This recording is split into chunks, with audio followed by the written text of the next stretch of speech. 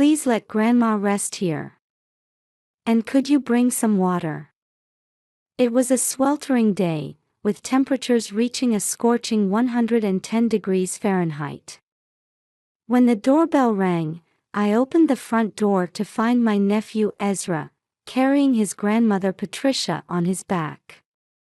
Apparently, 10-year-old Ezra had walked all the way here in this blistering heat with Patricia on his back. The heat and exhaustion had taken their toll. They both seemed on the verge of collapse. Ezra. What on earth happened? Something was clearly very wrong. My in-laws lived in the next town over, a good 2-hour walk.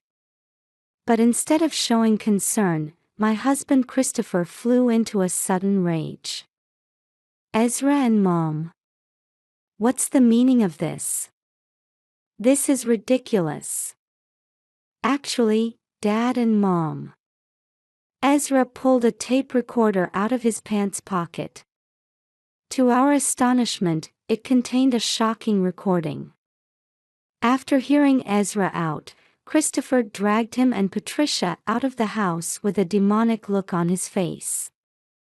My name is Jennifer, and I'm an ordinary housewife living with my husband Christopher. We're both in our early 30s but haven't been blessed with children yet. We'd hoped for kids since getting married, but conception eluded us.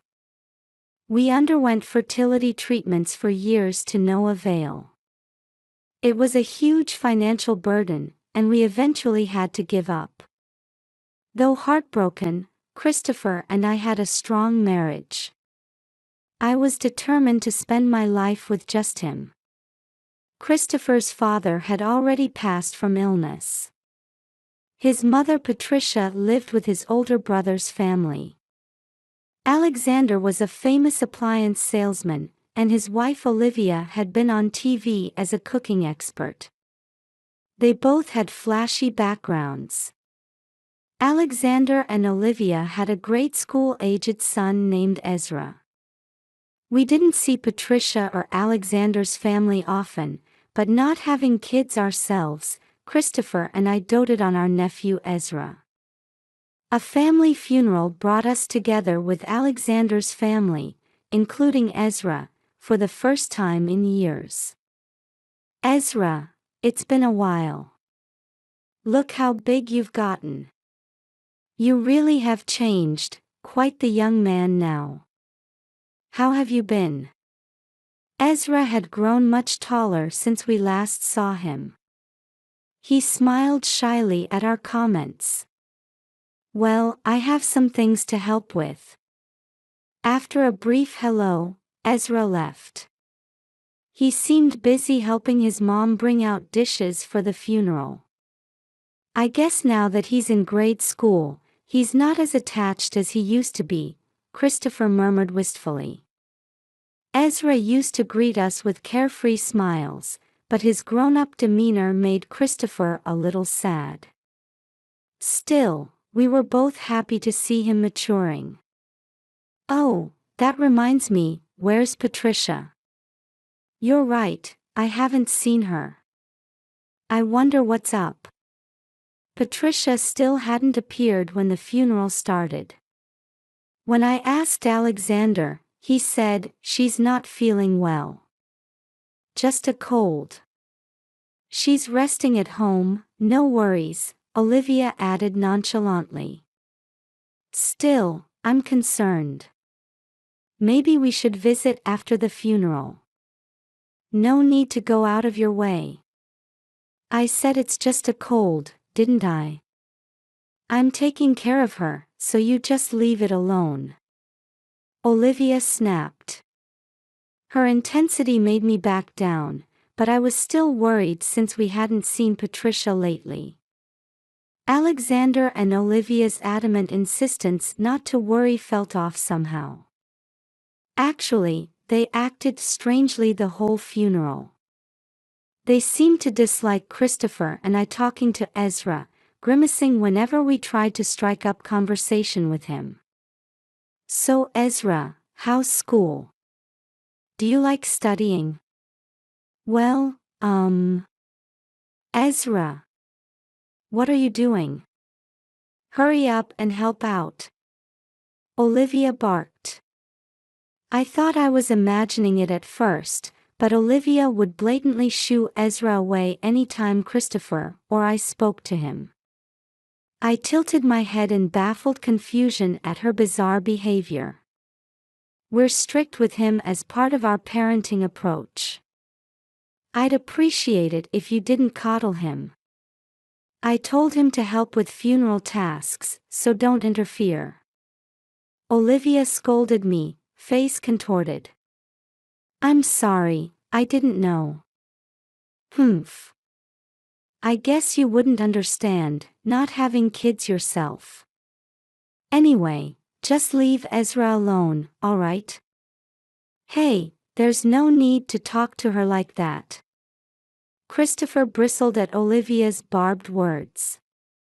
I hastily held my husband back and apologized to Olivia. I'm sorry, we'll be more mindful. It's just that we love Ezra too. Huh? You're basically strangers. Don't meddle in someone else's family. With that parting shot, Olivia stalked off. What's her problem? How rude can you get? Christopher was usually mild-mannered, but tended to lash out at unreasonable behavior like this. I tried to soothe my irate husband. She's probably just stressed from funeral preparations. But he wasn't convinced. Hey bro, is there some issue with us interacting with Ezra? Your attitude sucks, Christopher confronted his brother Alexander directly. Huh? Pretty high and mighty considering we're the ones taking care of Mom. Don't get cocky. But talking to him was equally fruitless. Christopher and I were both perplexed by the couple's cagey demeanor, as if they were hiding something.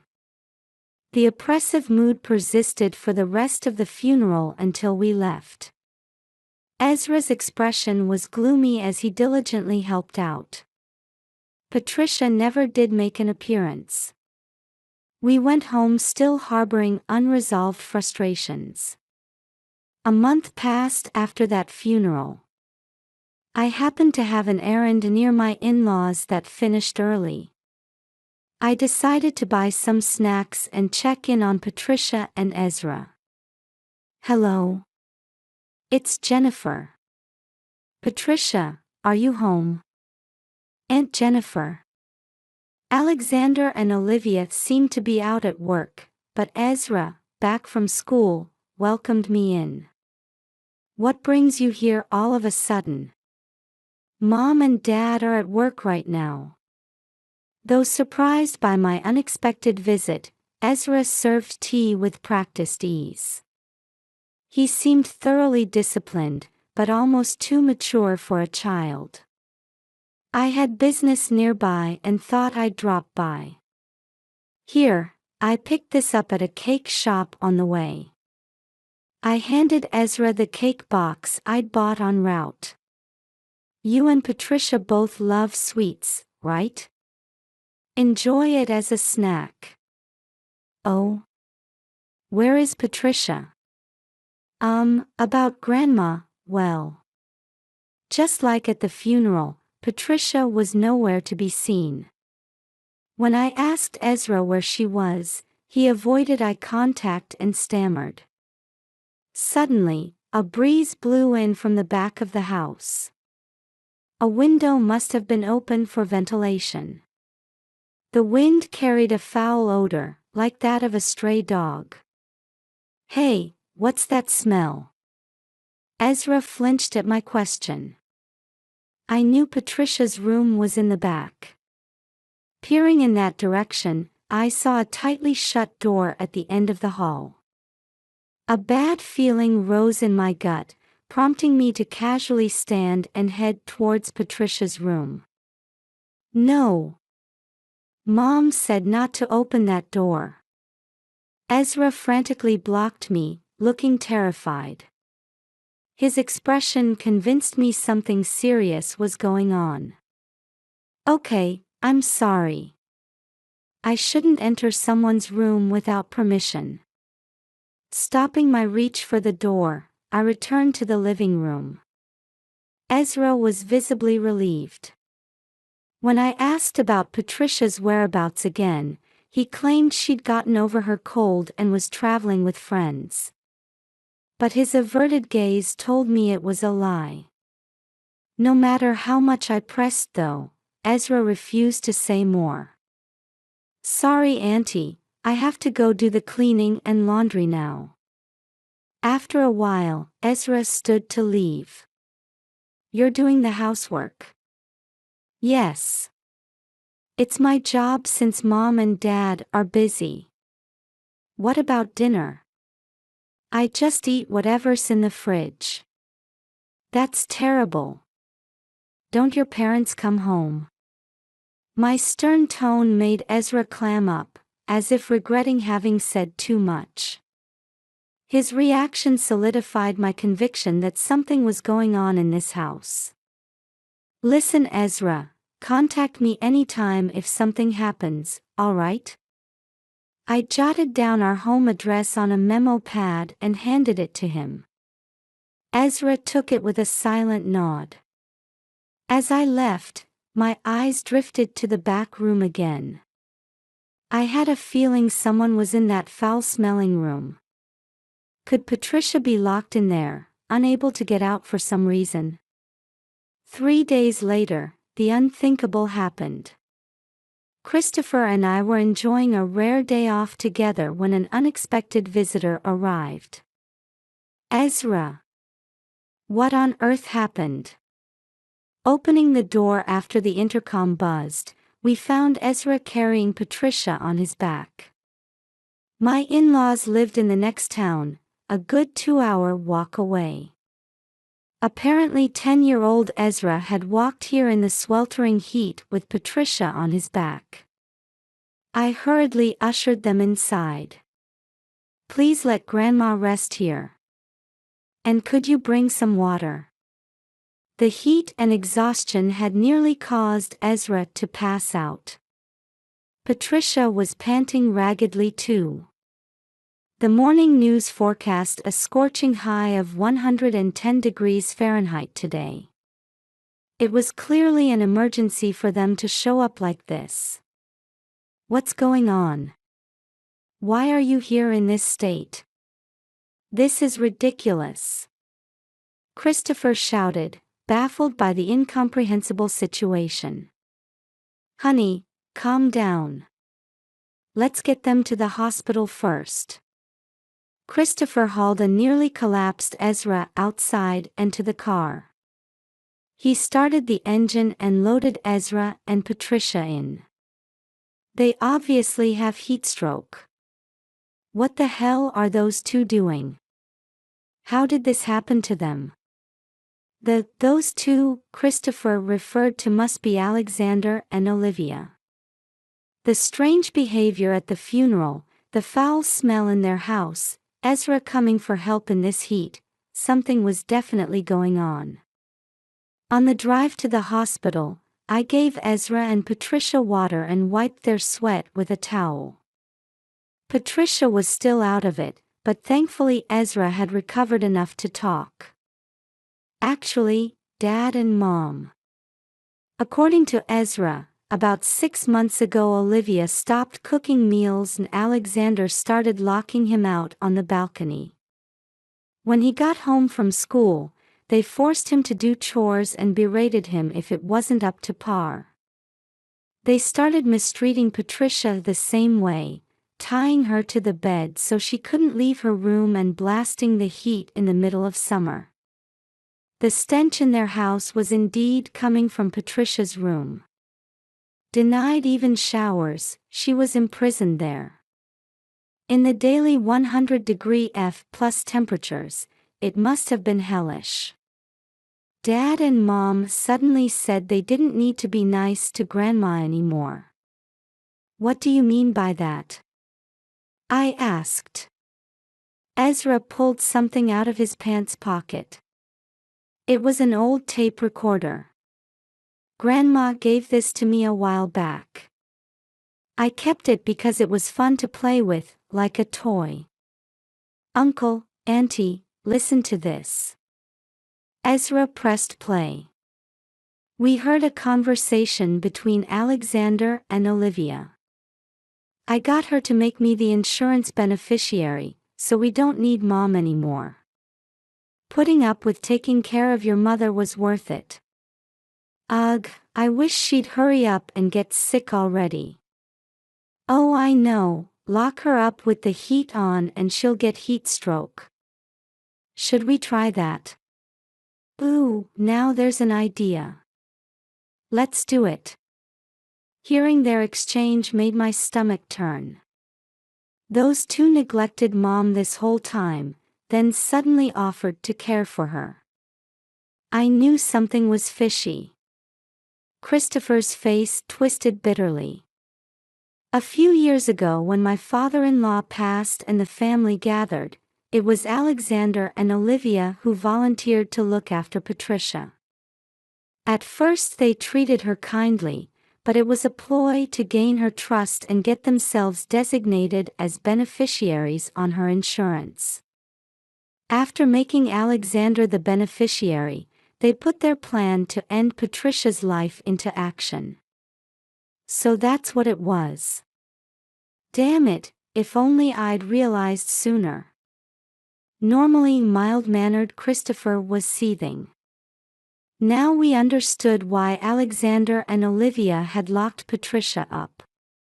They were purposely worsening her health to cash in on the insurance. Reeling from these revelations, we arrived at the hospital. Christopher carried a wobbly Patricia inside to be examined. The doctor diagnosed her with severe heat stroke and malnutrition. She had to be admitted. A lack of proper meals had weakened her and staying in that stifling room had taken its toll. Ezra got by with just a quick 4-drip and was cleared to go home. We left Patricia in the hospital's care and departed. Exhausted, Ezra snoozed in the back seat. Seeing his innocent sleeping face made my heart ache. Not just Patricia, but Ezra too had suffered horrific treatment. Mature as he was, he's still only 10. No child deserves that.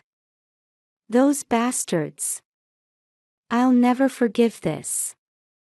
They'll pay dearly. I glanced at Christopher gripping the steering wheel, his sentiments matching mine. As he said, what they did was unforgivable. Christopher and I resolved to build an airtight case against them and bring them to justice. To prepare, I made a phone call to a certain place. The person on the other end listened intently and asked for more details. Ezra had provided the trump card we needed to bring them to justice. Taking that tape recorder, we headed to meet the person I called.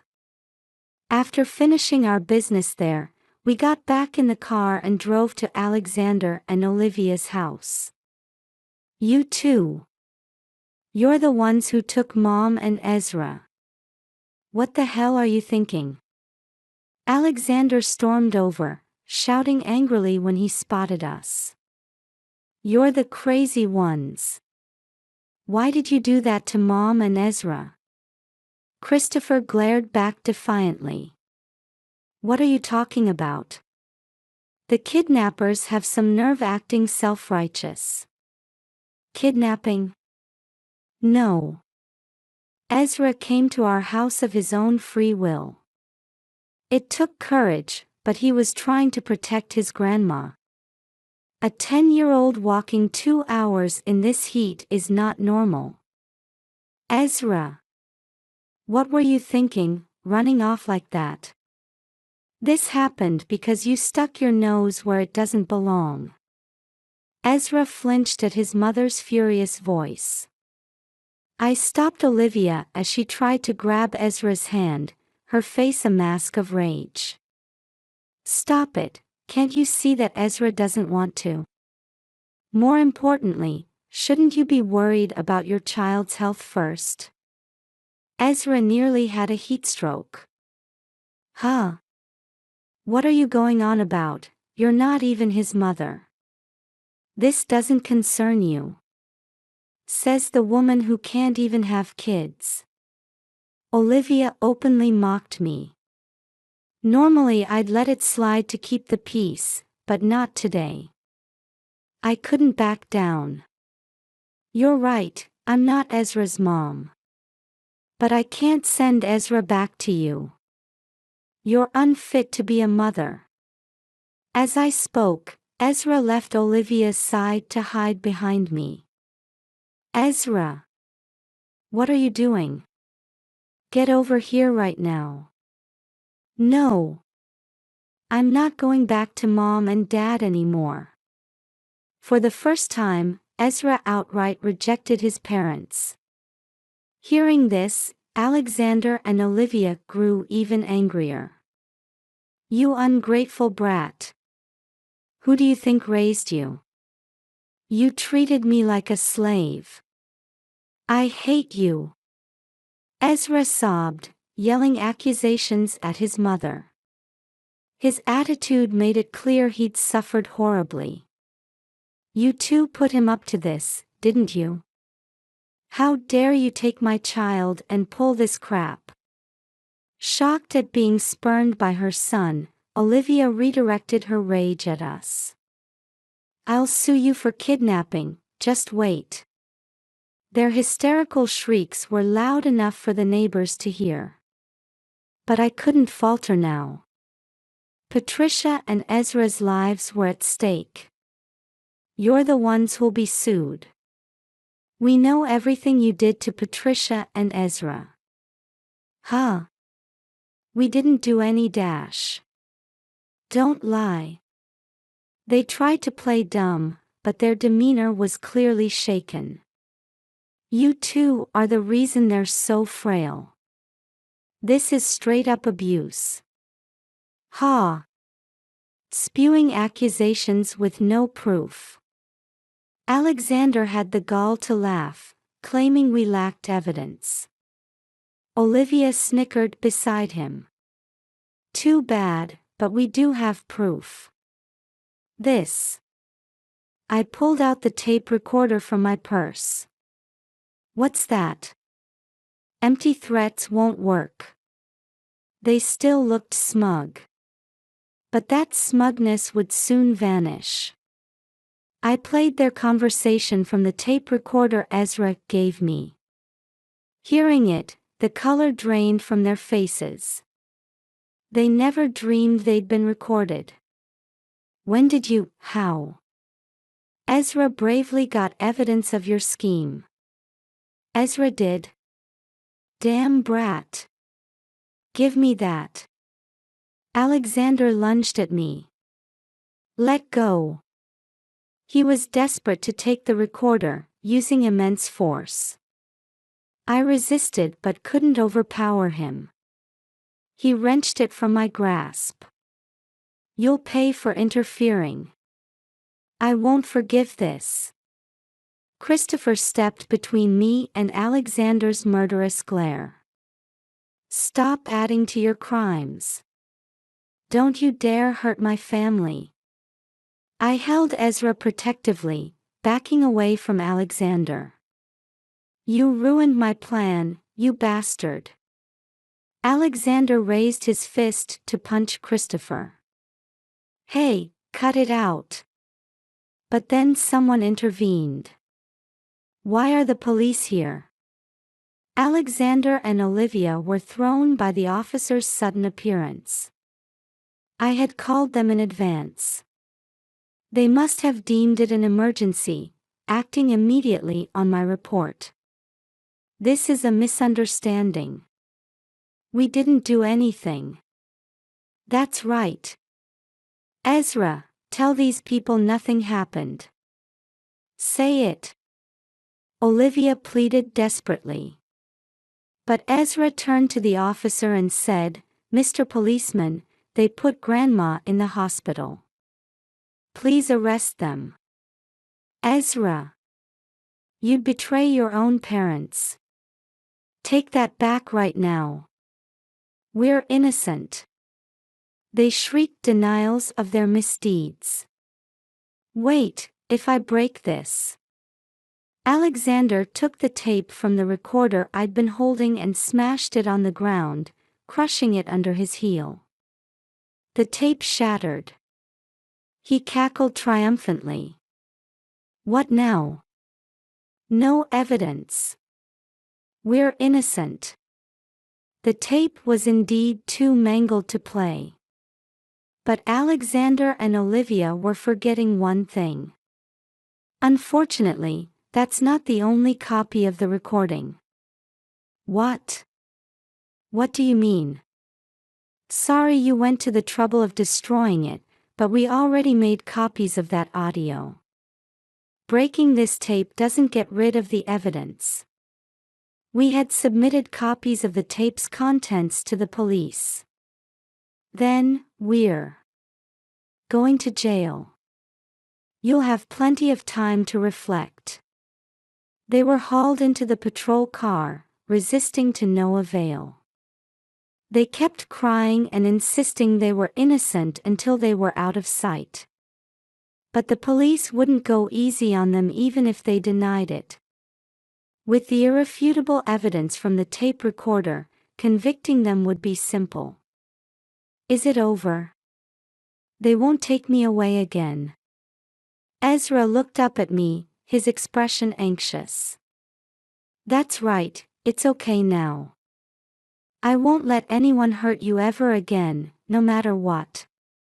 I hugged Ezra tightly as I said it.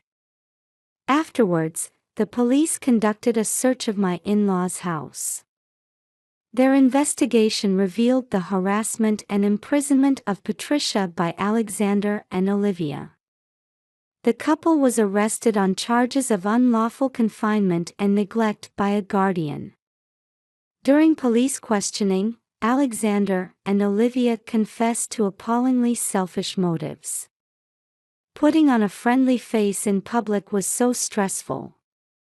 Just seeing Ezra's face irritated me so. I did it out of frustration. I figured if we locked Mom up, she'd eventually waste away and we'd get the insurance money. Apparently their crimes were motivated by insurance fraud and taking out their stress on others.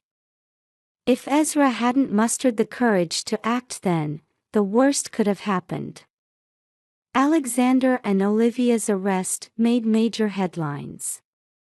The media coverage escalated daily, with reporters even sniffing out Alexander's secret office affair.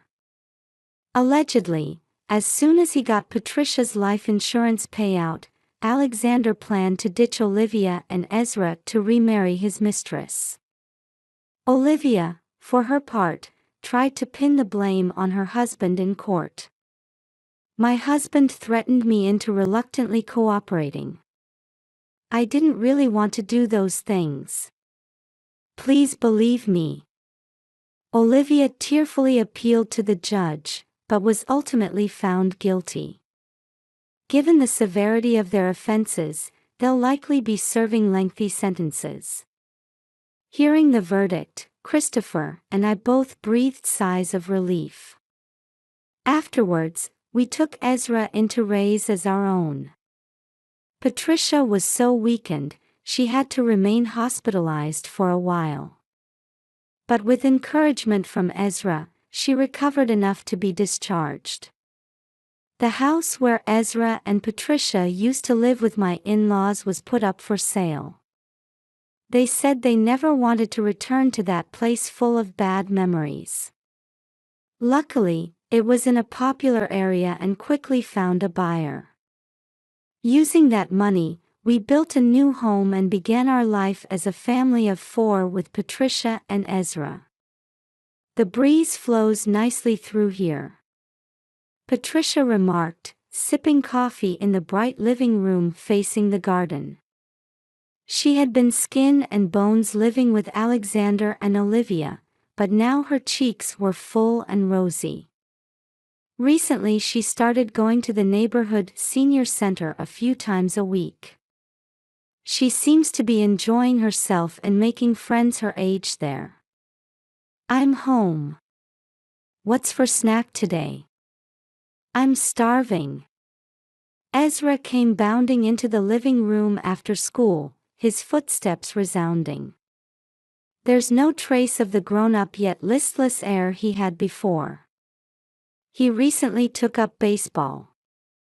His suntanned appearance is that of an ordinary grade school boy, no matter how you look at it. I have it all ready. Go wash your hands and change first. Okay. He's back to his old self. I'm so glad. Thank you, Jennifer. Patricia murmured happily, watching Ezra. Despite everything, he's growing up to be a fine boy.